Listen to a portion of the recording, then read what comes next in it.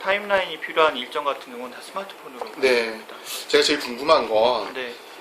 본인이 이렇게 쓰잖아요. 네. 본인이 이렇게 쓰면 밑에 있는 직원들한테도 은근슬쩍 강요를 할 것 같은데 어때요?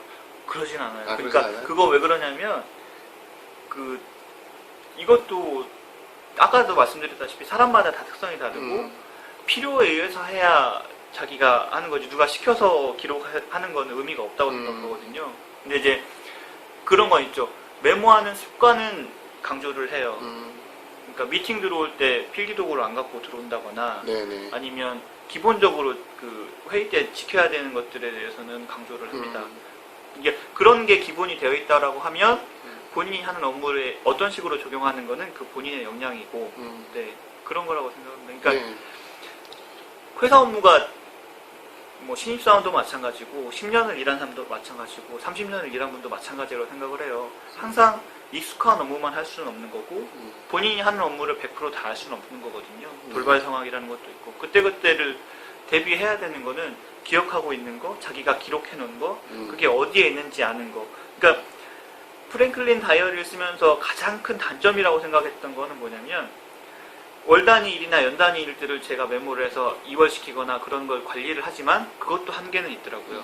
그래서 손호성 대표님 영향을 많이 받아서 그 스마트폰 나오고 나서는 그거를 스마트폰으로 관리할 수 있는 방법을 찾으려고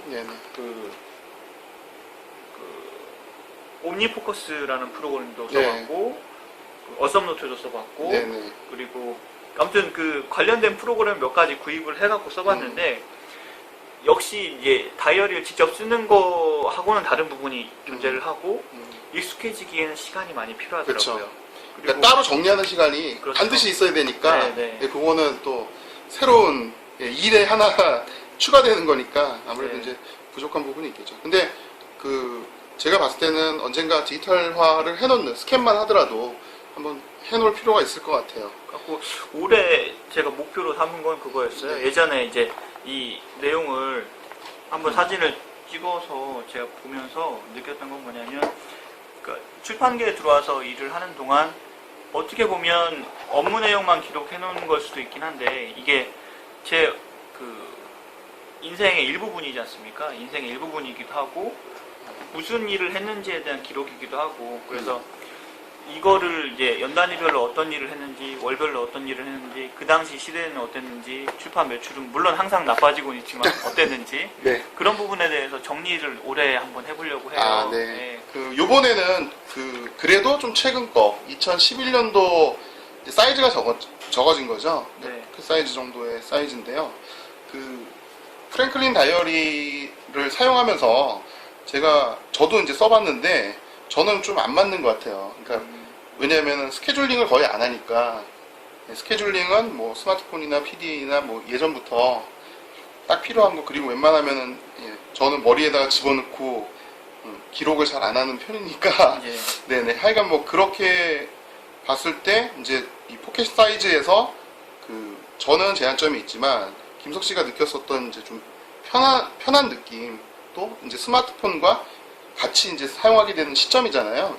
요 해가. 네, 그래서 그 해 뭐 질풍노도의 시기라고도 하셨는데 이직이나 뭐 이런 것도 생각하셨을 테고 뭐 여러 가지 또 공부도 굉장히 많이 한 걸로 알고 있어요. 그러니까 제가 출판계에서 책공장이라는 카페에서 이제 같이 운영진도 하고 뭐 같이 이벤트나 뭐 이런 것들 있으면 강연이나 뭐 이런 것도 해봤는데 같이 일을 하면서 느낀 거는 김석 씨는 정말 정리를 잘한다.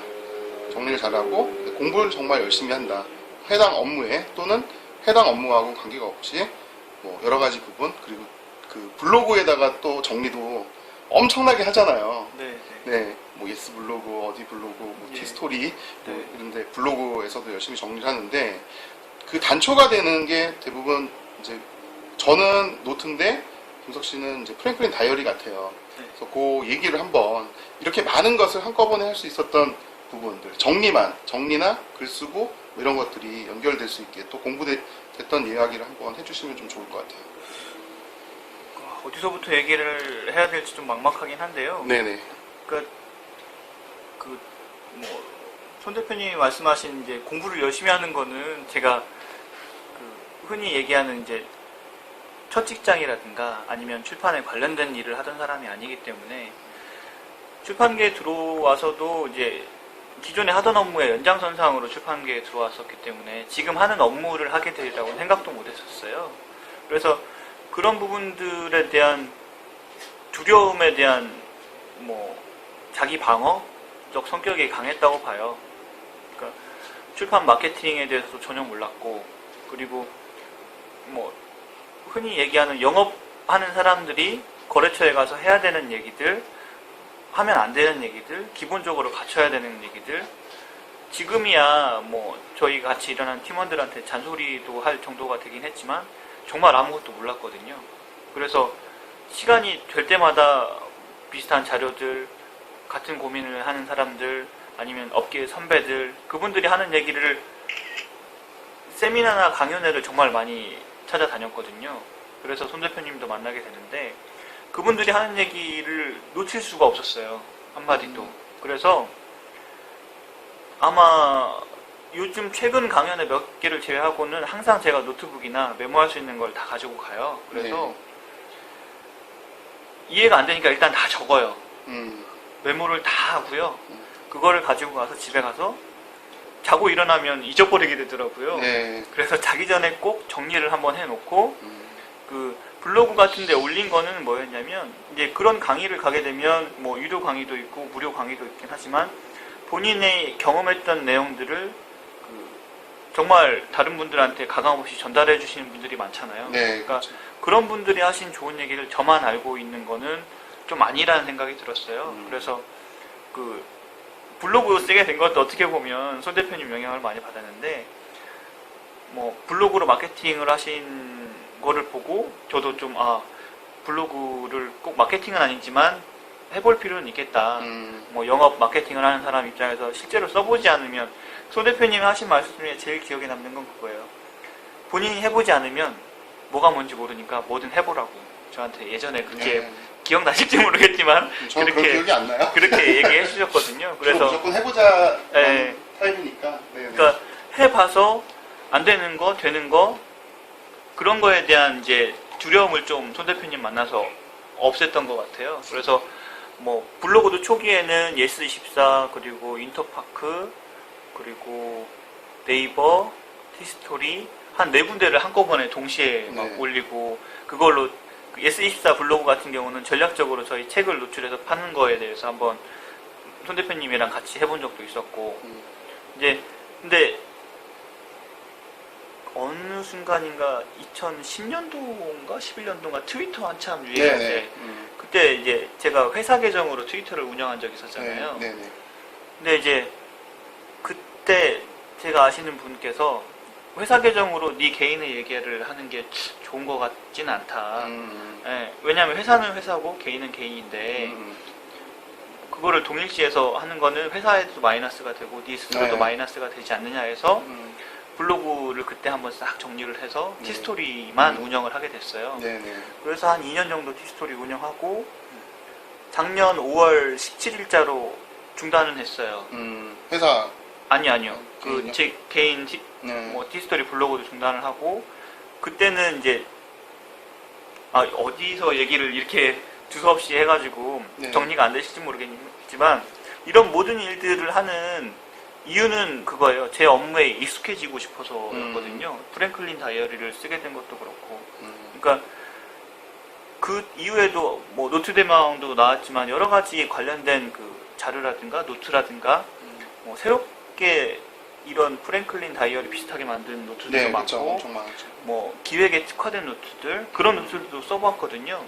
근데 본인의 업무에 맞는 거는 어떤 업무를 하시는 분은 이게 딱 맞습니다. 아니면 어떤 업무를 하시는 분들은 이게 딱 맞습니다라고 하는 건 없는 것 같아요. 그러니까 개인 성향도 많이 따르는 것 같고 저는 이거를 이용하게 지금까지 썼던 거는 어느 순간은 이제 습관인처럼 쓰게 됐던 것 같고 그 습관이 약간씩 변화를 해서 제가 업무를 할 수 있도록 변화하는 과정인 거지. 이게 이제 말씀하신 것처럼 이제 의도가 있거나 아니면 내용을 어떤 식으로 분할해서 그런 그 치밀한 계획은 없이 쓰고 있어요. 네. 네. 아니 그러니까 뭐 이게 뭐 책을 쓴다거나 뭐 이런 게 아니라 네. 그냥 항상 본인의 습관대로 기록하는 형태인 거지. 네. 저도 마찬가지로 어떤 노트 같은 경우는 그냥 쓰고 버리는 노트 목적 자체가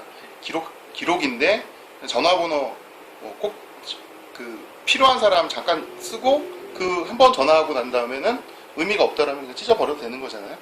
그렇게 각자 쓰는데 저는 이제 김석 씨가 계속 프랭클린 다이어리를 쓰고 있고 그리고 이제 일 업무뿐만 아니라 개인적인 부분도 같이 분명히 기록이 되어 있다라고 생각이 돼요. 네. 근데 물론 지금 계속 넘기면서 봤는데 네. 개인적인 부분은 거의 없는 것 같아요. 근데 네. 사실 실상 제가 제일 궁금했던 거는 김석 씨의 정리하는 습관 부분이 있잖아요. 정리하는 습관 부분에서 일단 맨 처음에 기록을 한번 하고 월 단위로 다시 썸머리를 하고 그 다음에 이제 연 단위로 썸머리를 하게 되잖아요. 그러니까 월 단위 부분 끝나고 그 다음에 한 해를 정리했을 때 뭐 어떤 사람들 뭐 가계부로 치면 야 올해는 얼마 남았다. 네, 네. 그러니까 뭘 했다 뭐 이런 네. 것들이 있는데 연단위 정산이 끝나면 어떤 부분에 뭐 기록이 남는지 예를 들어 뭐 노트가 있으면 노트에 대한 부분을 이런 했었던 노트다라고 해서 보통 붙여놓잖아요. 그러니까 네, 네. 이렇게 연도를 붙여놓는 것처럼 뭔가 투두 리스트 같은 경우는 투두 리스트 내가 희망하는 뭐 어떤 부분들을 담아놓은 올해 투두 리스트들이 있으면 네. 요거는 교육을 다 받았고 아니면 영어학원 그러니까 끊임없이 했고 뭐 이런 네. 것들이 있는 것처럼 연단위 계획 같은 거는 어떻게 했는지 한번 좀 궁금해요. 그러니까 그런 거는 있어요. 그러니까 월 단위로 정산을 하는데 연 단위로는 정산을 안 하는 이유가 있어요. 전 정산을 안 하거든요. 네. 그러니까 월 단위도 마찬가지고 연 단위도 마찬가지고 저한테 남는 거는 제가 못했던 것만 남아요. 네, 그렇죠. 미뤘던 거 아니면 어떠한 이유가 있어서 행하지 못했던 일들만 남고 행했던 일들은 거의 다 잊어버리는 편이고요. 연 단위 결산이라고 하면 아까 이제 손 대표님도 잠깐 말씀하셨지만 프랭클린 다이어리의 개인적인 내용도 들어가겠지만 거의 90% 이상이 회사 업무적인 거거든요. 그래서 연 단위로 저희가 정산할 수 있는 가장 직장인의 큰 연말 결산이 있지 않습니까? 네, 그렇죠. 뭐 연말 결산에서 돈 받는 거 말고 연말 보고서도 써야 되고 연초 사업 계획도 써야 되고 그런 부분에 많이 녹여내요. 그러니까 다른 사람들이 어떤 식으로 사업 계획을 잡거나 연단위 결산을 하는지 모르겠지만 저는 이제 연단위 보고서를 쓸 때 매출 부분이나 동향이라든가 월 단위로 변경되는 내용들, 거래처 변화되는 내용들을 다이어리를 참고를 하죠. 예, 그게 그러면은, 이제 조금 더 구체적인 결과라든가 뭐 사건 사고도 예를 들면 조금 더 미세하게 그때 당시 기억이 안 났던 것들이 다이어리에 보면 있으니까 예, 그런 것들이 도움이 되는 것 같습니다. 그리고 이제 이게 지금 옴니 포커스거든요. 네, 옴니 포커스로 네, 이렇게 옴니 포커스에 지금 이게 못했던 일들이 해마다 쌓이다 보니까 이렇게 많이 늘었어요. 그래서 이거를 여기 이제 반전된 것들은 종료가 된 것들은 거의 안 보고요. 반전 안 된 것들을 보는데 큰일입니다. 이거 언제 다 해야 될지.